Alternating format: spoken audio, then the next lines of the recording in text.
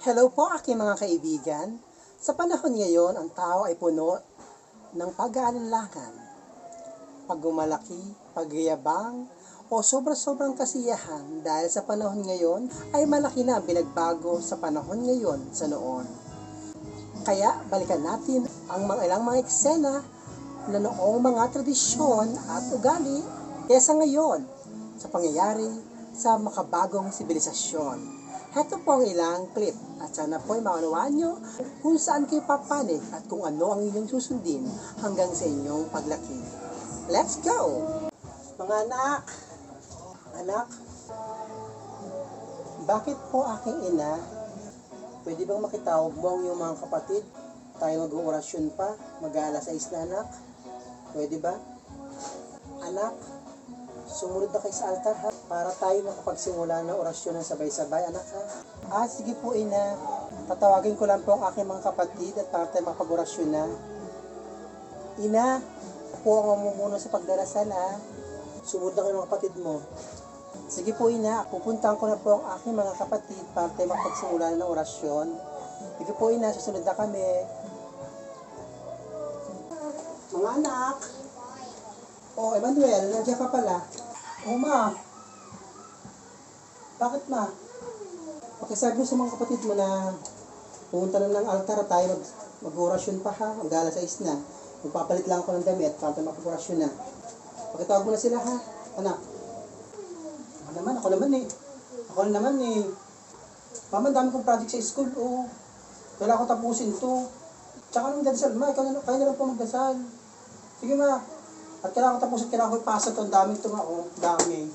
Tsaka ma, may apps na pati ng rosary ma. Tsaka ng Bible. May makakasabay ka na sa pagdadasal mo kung gusto mo. Nakakita ng busy dito eh. Ako nagmamadali sa project mo para matapos. Sige ma. Kami na magdadasal. Kaibigan Nerissa, nandiyan ka pala. Alam mo ba Nerissa, ang palad ko sa akin ang pangasawa dahil mahal na mahal niya ako at ang aking mga anak. At nagtuturo pa ang aking kabiyak ng pagandang asal sa aming mga anak. Kaya lubos ako nagpapasalamat sa taas at biniyayaan niya ako ng kabiyak na napakabait. Totoo yan Ate Elisa. Kita mo naman, may bago naman kami anak ng asawa ko. Kaya Ate Elisa, tara, punta tayo ng simbahan at tayo magpasalamat sa taas dahil tayo nagkaroon ng mga asawa mabait at masisipag. Halika na Ate Elisa at tayo sumimba na at para mabasbas ang aking magiging bagong anak. Ay nako Nerissa, alam mo ba si Candy?